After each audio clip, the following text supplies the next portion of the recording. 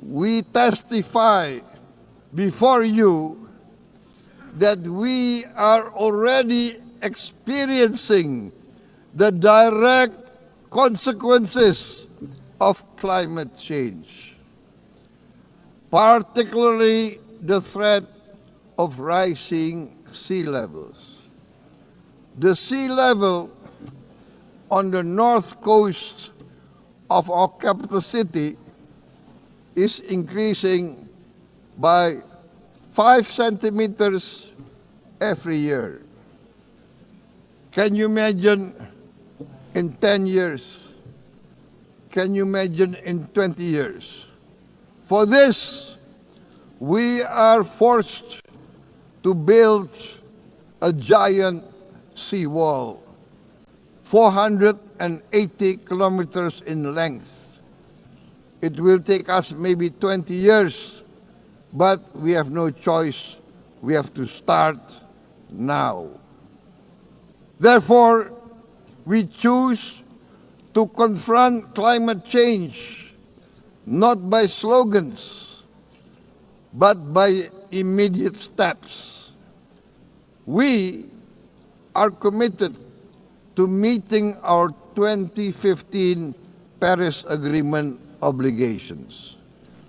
We aim to achieve net zero emission by 2060, and we are very confident we can achieve net zero emission much earlier.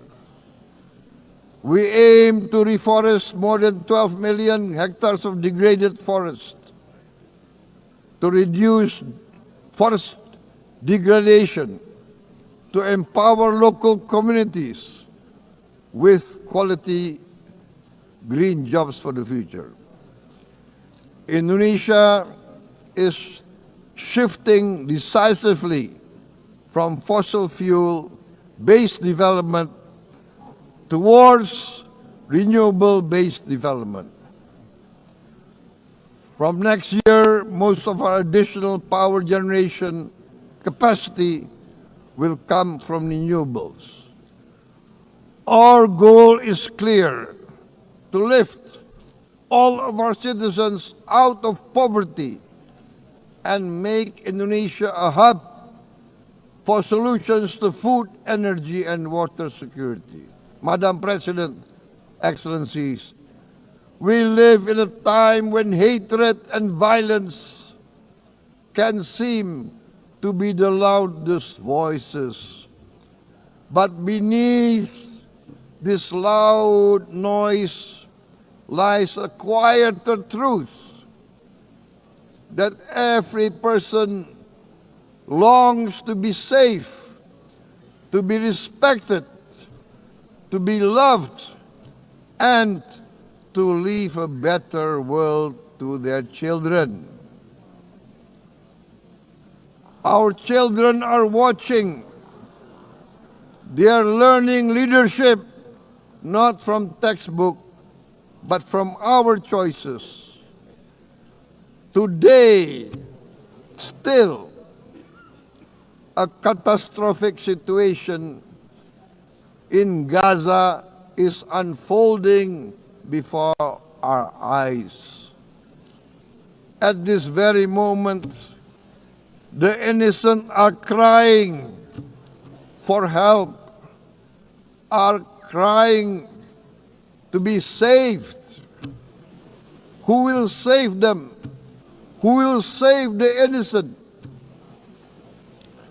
Who will save the old and women?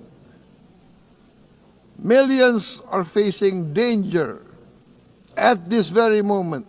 As we sit here, they are facing trauma. They are facing irreparable damage to their bodies. They are dying of starvation. Can we remain silent? Will there be no answer to their screams?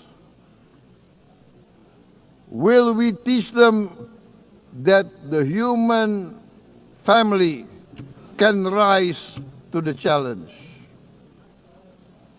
Madam President, we must act now. Many speakers have said that. We must stand for a multilateral order where peace, prosperity, and progress are not the privilege of a few, but the right of all. With a strong United Nations, we can build a world where the weak do not suffer what they must, but live the justice that they deserve. Let us continue humanity's great journey of ideals, the selfless aspirations that created the United Nations. Let us use science to uplift, not use science to destroy. Let rising nations help others to lift themselves. I am convinced that the leaders of the great world civilizations of the West, of the East, of the North, of the South, leaders of America, Europe, of India, China, the Islamic world, the whole world, I am convinced they will rise to their role demanded by history. We are all hopeful that the leaders of the world will show great statesmanship, great wisdom, restraint, humility, overcome hate, overcome suspicion. Madam President, distinguished delegates, we are greatly heartened by the events of the last few days, where significant leading countries of the world have chosen to side with history, to choose the right side of history, the path of the moral high ground, the path of rectitude, the path of justice, the path of humanity, to shun hatred, to overcome suspicion, and to avoid the use of violence. The use of violence will beget violence. No one country can bully the whole community of the human family.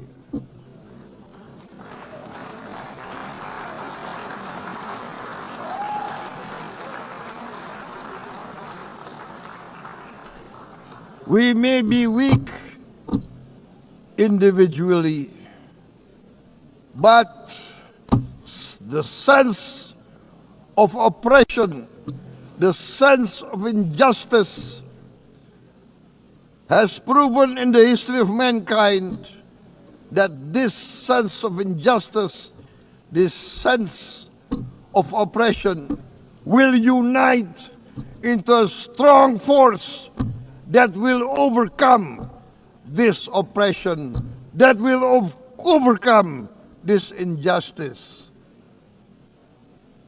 To close, I would like to reiterate again Indonesia's complete support for the two-state solution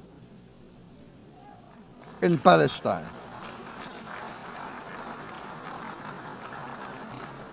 We must have an independent Palestine, but we must also recognize, we must also respect, and we must also guarantee the safety and security of Israel. Only then we can have real peace, and no longer hate and no longer suspicion. The only solution is this two-state solution. Two descendants of Abraham must live in reconciliation, peace, and harmony.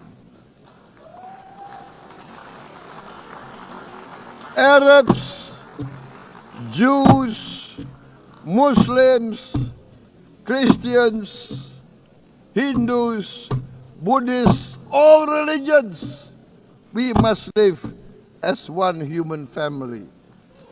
Indonesia is committed to being part of making this vision a reality. Is this a dream? Maybe, but this is the beautiful dream that we must work together towards. Let us work towards this noble goal. Let us continue humanity's journey of hope, a journey started by our forefathers, a journey that we must complete. Thank you. Wassalamualaikum warahmatullahi wabarakatuh.